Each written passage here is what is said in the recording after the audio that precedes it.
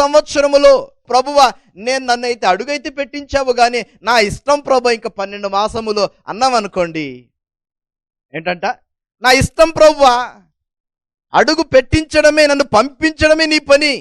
అయితే జ్ఞాపకం చేసుకోండి, పంపించిన వాడు నిన్ను మధ్యలో ఆపడానికి సమర్థుడు, ఆగిపోయిన నిన్ను ముందుకు నడిపించడానికి సమర్థుడు ఆయన. అర్థమవుతుంది కదండి? అడుగు పెట్టించిన నన్ను మధ్యలోనికే ఆయన ఆగిపో అని చెప్తే మనం ఆగిపోతాం. అంటే ఆయన మనలను ఎటు వెళ్లకుండా బంధించడానికి సిద్ధమే. ఒకవేళ బందీలో ఉన్నప్పటికీ మనలను విడిపించడానికి ఆయన సమర్థుడే. అయితే ఇది మనం జ్ఞాపకం చేసుకోవాలి. నేను వచ్చేసాను కదా 2024లోనికి, నేను దీవించబడకపోతే వస్తానా, కరుణించబడకపోతే వస్తానా? అఫ్కోర్స్ కరుణించబడ్డావు, దీవించబడుతున్నావు అంటే అర్థం ఏమిటంటే ఫలింపు నీలో ఉండాలి. కరుణించబడ్డాము కాబట్టి 2024లోనికి వచ్చాం. ఇంకా నువ్వు సగం సంవత్సరం కూడా అనుభవించలేదు. ఇంకా మనము అప్పుడే అనుకుంటున్నాం నేను వచ్చేసాను కదా ఇంకా నా ఇష్టం అనుకుంటున్నాం. కాదు, మన ఇష్టము దేవుని ఆత్మీయానుసారమైన జీవితములో నెరవేర్చబడడానికి అస్సలు వీల్లేదండి. దేవుని ద్వారా మన కుటుంబాలు ఆశీర్వదింపబడాలి అంటే నిజమైన దేవుని కరుణకు పాత్రలు మనము కాగలగాలి. అందుకని వాక్యం సెలవిస్తుంది, మనము క్షమింపబడిన రీతిగా, మనము కరుణించబడిన రీతిగా ఇతరులను కూడా మనం ఏం చేయాలి? కరుణించాలి, క్షమించాలి. మరి ఒక మాట, మత్తయి రాసిన శుభవార్త 20వ అధ్యాయం అండి, 20వ వచనము. మత్తయి రాసిన శుభవార్త 20వ అధ్యాయము 20వ వచనం. అప్పుడు జెబెదయి కుమారుల తల్లి తన కుమారులతో ఆయన యొద్దకు వచ్చి నమస్కారము చేసి ఒక మనవి చేయబోగా, నీవేమి కోరుచున్నావని ఆయనను అడిగెను. అందుకామె, నీ రాజ్యమందు ఈ నా 2 కుమారులలో ఒకడు నీ కుడివైపునను ఒకడు నీ ఎడమ వైపునను కూర్చుండా సెలవిమ్మని ఆయనతో అనెను. అందుకు యేసు, మీరేమి అడుగుచున్నారో అది మీకు తెలియదు. నేను త్రాగబోవు గిన్నెలోనిది మీరు త్రాగగలరా అని అడుగగా, వారు త్రాగగలమనిరి.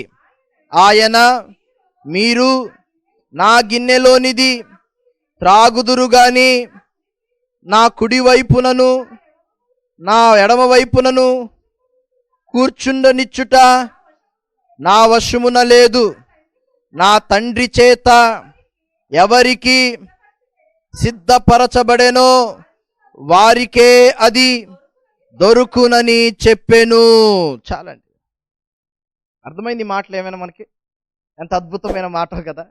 ఏమండి, ఒక తల్లి 2 కుమారులను తీసుకుని వచ్చి అంటుంది, ప్రవ్వా నీ కుడి వైపున ఒకరిని నీ ఎడమ వైపున ఒకరిని పెట్టుకో ప్రవ్వా.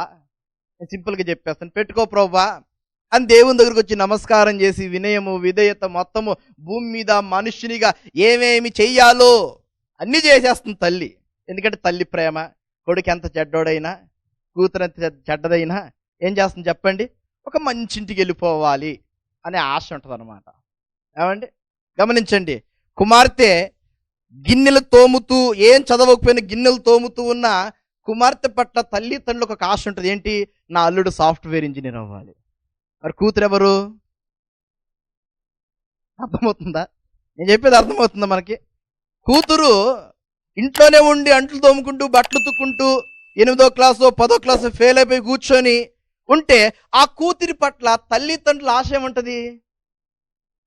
నా కుమార్తెకి కాబోయే భర్త లేకుంటే మా ఇంటికి రాబోయే అల్లుడు ఎవరై ఉండాలి? Software engineer. మరి సుజీకి ఏమర్థమైందో నవ్వుతుంది. మరి సాఫ్ట్వేర్ ఇంజనీర్ కావాలి, లేదా ఒక కంపెనీలో మంచి జీతం ఇంచుమించు దగ్గర 30,000 జీతం ఉండాలి అని ఆశిస్తూ ఉంటారు. ఏమండి, ఇది తల్లిదండ్రులకు పిల్లల పట్ల ఉన్నటువంటి ఆశ. అంటే ఎలాంటి వారై ఉన్నప్పటికీ కూడాను ఒక మంచి భవిష్యత్తు ఇవ్వాలి అని ఆరాటపడుతూ ఉంటారు. అది మంచిదే. ఇక్కడ ఈ తల్లి కూడాను అదే రీతిగా మాట్లాడుతూ ఉంది. నీవేమి కోరుచున్నావని ఆయన అడిగాను. అందుకు ఆమె, నీ రాజ్యమందు, ఎక్కడంట? ఎక్కడంటమ్మా? నీ రాజ్యముందు ప్రభువా ఈ నా ఇద్దరు కుమారులలో ఒకడు నీ కుడి వైపునను ఒకడు నీ ఎడమ వైపునను కూర్చుండ సెలవిమ్మని ఆయనతో అనేను. చూడండి, డైరెక్ట్గా దేవుని దగ్గర రెండు భాగాలను అడిగేస్తుంది తల్లిగారు. ఇద్దరు కుమారులకి ఇంక లోకములు ఎవరికి చల్లకూడదు ఇంకా స్థానములో. ప్రభు నా కుమారులకి ఇచ్చే ప్రభు, అంత భాగ్యము నీ ప్రక్కన కూర్చోగలిగినంత భాగ్యము నా పిల్లలకి ఇస్తే అంతకంటే గొప్ప ధన్యత నాకు లేదు ప్రభు. మన ఊరికి ఎవరైనా ఒక దైవజనులో లేదా ఒక ఎమ్మెల్యేనో ఎవరైనా వచ్చారనుకోండి, మన కొడుకో మన భర్తో లేకుంటే మన ఇంట్లో ఉన్నట్టు ఎవరైనా ఆ ఎమ్మెల్యే గారి పక్కన నిలబడి ఫోటో దిగారంటే చాలు, ఇంకా పేపర్లో పడిందంటే నా కొడుకు ఎమ్మెల్యే పక్కన ఉన్నాడు. సంతోషపడతాం లేదా? ఈ లోకములో ఉన్నటువంటి ఒక అధికారి ప్రక్కన నిలబడి ఫోటో దిగితేనే అంత సంతోషపడుతున్నాం. ఈ తల్లి గారు ఏకంగా ప్రభువా నీ ప్రక్కన నీ ఇరువైపులా నా ఇద్దరిని కూడా కూర్చోనివ్వగలిగిన భాగ్యము ఇవ్వు ప్రభు అని అడిగితే ప్రభు ఏం చెప్తున్నాడు? ఒక విషయం జ్ఞాపకం చేసుకోండి. ఆయన రాకడెప్పుడో ఆయనకి తెలియదని చెప్పాడు. ఏ రోజున వస్తానో నాకే తెలియదు, అది నా తండ్రి వశమున ఉన్నది. నాతో పాటు రాబోతున్న దేవదూతలకు కూడా నా రాకడెప్పుడో తెలియదు. నేను సిద్ధంగా ఉండాలి. నా వెనకాల రావడానికి దేవదూతల సమూహము సిద్ధంగా ఉండాలి.